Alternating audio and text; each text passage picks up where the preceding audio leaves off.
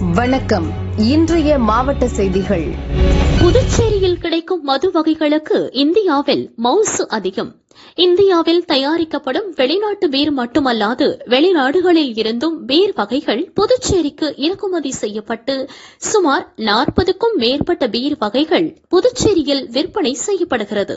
புதுச்சேரி ஒட்டியுள்ள தமிழகம் அண்டை மாநிலங்களான தெலுங்கானா, ஆந்திரா, கேரளா, கர்நாடகா, ஹரியானா, குஜராத் என பல மாநிலங்களில் இருந்தும் புதுச்சேரிக்கு சுற்றுலா பயணிகள் அதிக அளவில் வருகின்றனர்.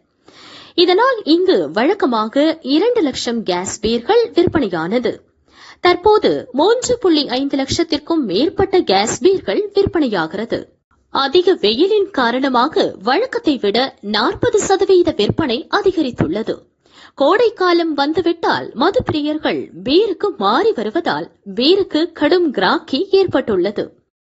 இதனால் வாடிக்கையாளர்களை திருப்திப்படுத்திட பெங்களூரு, மகாராஷ்டிரா, கோவா, காஷ்மீர், கர்நாடகா, பஞ்சாப் போன்ற பகுதிகளில் உற்பத்தியாகும் பீர்கள் புதுச்சேரிக்கு வரவழைக்கப்பட்டு விற்பனை செய்யப்படுகிறது.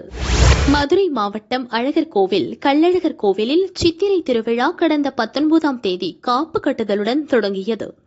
அதனைத் தொடர்ந்து மண்டூக முனிவருக்கு சாப விமோச்சனம் தர கள்ளழகர் தங்க பல்லக்கில் மதுரைக்கு புறப்பட்டார். 4ஆம் நாள் நிகழ்வாக 3 மாவடியில் பக்தர்கள் வரவேற்கும் எதிர் சேவை நடைபெற்றது. 5ஆம் நாள் நிகழ்வாக தங்க குதிரை வாகனத்தில் பச்சை பட்டுடுத்தி வைகை ஆற்றில் எழுந்தருளினார். தேனூர் மண்டபத்தில் எழுந்தருளி அங்கு மண்டூக முனிவருக்கு சாப விமோச்சனம் அளித்து ராமராயர் மண்டபத்தில் தசாவதார நிகழ்ச்சி விடிய விடிய நடைபெற்றது. நேற்று இரவு தல்லாக்குளத்தில் 1000 பொன் சப்பரத்தில் காட்சியளித்தார். ராமநாதபுரம் மன்னர் சேதுபதி மண்டபத்தில் எழுந்தருளினார். அங்கு திருமஞ்சனம் நடைபெற்றது. அங்கிருந்து மல்லிகை பூவால் அலங்கரிக்கப்பட்ட பூ பல்லக்கில் கள்ளழகர் தல்லாக்குளம் கருப்பண்ண சுவாமி கோவில் முன் எழுந்தருளினார். கண்ணப்ப சுவாமி கோவில் சார்பில் மாலை அணிவித்து தீப ஆராதனை காட்டப்பட்டது. அங்கிருந்து கள்ளர் திருக்கோலத்தில் அழகர் மலையினை நோக்கி புறப்பட்டார். ஆயிரக்கணக்கான பக்தர்கள் பூப்பல்லக்கில் எழுந்தருளிய கள்ளழகரை தரிசனம் செய்தனர். நாளை காலை கோவிலை சென்றடைகிறார்.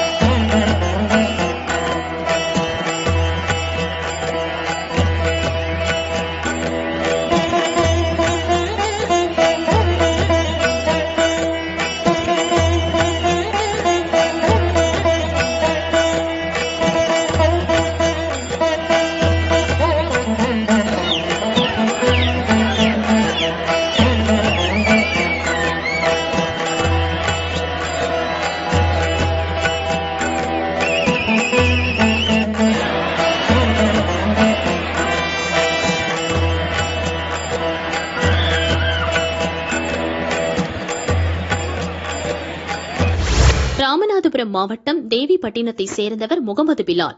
இவர் தன் வீட்டின் மேலே செல்லும் மின் ஒயரை மாற்றக் கோரி 42,900 ரூபாயை ஆன்லைன் மூலம் செலுத்தி தேவிப்பட்டினம் மின் உதவி பொறியாளர் அலுவலக வணிக ஆய்வாளர் ரமேஷ் பாபுவிடம் முறையிட்டார். பணிகளை விரைந்து முடிக்க ஏஇக்கு 3000 ரூபாயும் பணியாளர்கள் உள்ளிட்டவர்களுக்கு 6000 ரூபாய் என 9000 ரூபாய் லஞ்சமாக கேட்டார். லஞ்சம் கொடுக்க விரும்பாத முகமது பிலால் ராமநாதபுரம் லஞ்ச ஒழிப்பு போலீசில் புகார் கூறினார். லஞ்ச ஒழிப்புத்துறை போலீசாரின் அறிவுறுத்தலின்படி ரசாயனம் தடவிய 9000 ரூபாயை ரமேஷ் பாபுவிடம் கொடுத்தார். 3000 ரூபாயை எடுத்துக்கொண்டு மீதி 6000 ரூபாயை வயர்மேன் கந்தசாமியிடம் கொடுக்க சொன்னார். இருவரும் ரசாயனம் தடவிய ரூபாயை பெற்றபோது லஞ்ச ஒழிப்பு போலீசார் கையும் களவுமாக பிடித்து கைது செய்தனர். உதவி மின் பொறியாளர் செல்விக்கும் தொடர்பு இருப்பதால் அவரிடமும் விசாரணை நடைபெறுகிறது. கேரள மாநிலம் வயநாட்டில் லோக்சபா தேர்தல் நடைபெறுகிறது. நக்சல்கள் வந்து செல்லும் பகுதி என்பதால் தமிழக எல்லையோர சோதனை சாவடிகளில் பாதுகாப்பு பணியில் கூடுதல் போலீசார் ஈடுபடுத்தப்பட்டுள்ளனர். மாநில எல்லை சோதனை சாவடிகளில் பாதுகாப்பு பணிகள் மற்றும் நக்சல்கள் நடமாட்டம் குறித்து மேற்கு மண்டல ஐஜி பவானீஸ்வரி ஆய்வு செய்தார். பாதுகாப்பு வசதிகள், பணியில் உள்ளவர்களின் விவரங்கள், வாகன ஆய்வுகள் குறித்து விசாரணை நடத்தினார். பாட்டவயல், மதுவந்தால், நம்பியார்குன்னோ, கக்குண்டி, தாளூர், சோலாடி உள்ளிட்ட சோதனை சாவடிகளிலும் ஆய்வு மேற்கொண்டார். டிஎஸ்பி சரவணன் மற்றும் போலீசார் உடனிருந்தனர். வேலூர் மாவட்டம் குடியாத்தம் பிச்சனூர்பேட்டை பகுதியைச் சேர்ந்தவர் சேகர், வயது 41, நெசவு தொழிலாளி. இவரது மனைவி ரேவதி, வயது 35. இவர்களுக்கு 3 மகள்கள் உள்ளனர். 2 மகள்களுக்கு திருமணமான நிலையில் 3வது மகள் பள்ளியில் படித்து வருகிறார். ரேவதி சில மாதங்களாக சமூக வலைதளங்களில் அதிக நேரம் செலவிட்டு வந்துள்ளார். இதனால் கணவன் மனைவிக்குள் அடிக்கடி தகராறு ஏற்பட்டது. நேற்று இரவு ரேவதி செல்போனில் பேசிக் கொண்டிருந்தார். ஆத்திரமடைந்த சேகர் ரேவதியை கண்டித்துள்ளார். இதன் காரணமாக தகராறு ஏற்பட்டுள்ளது. ஆத்திரமடைந்த சேகர் வீட்டிலிருந்த அருவாமனையால் ரேவதியின் வலது கையை வெட்டியுள்ளார். குடியாத்தம் நகர போலீசார் வழக்கு பதிவு செய்து சேகரை கைது செய்தனர்.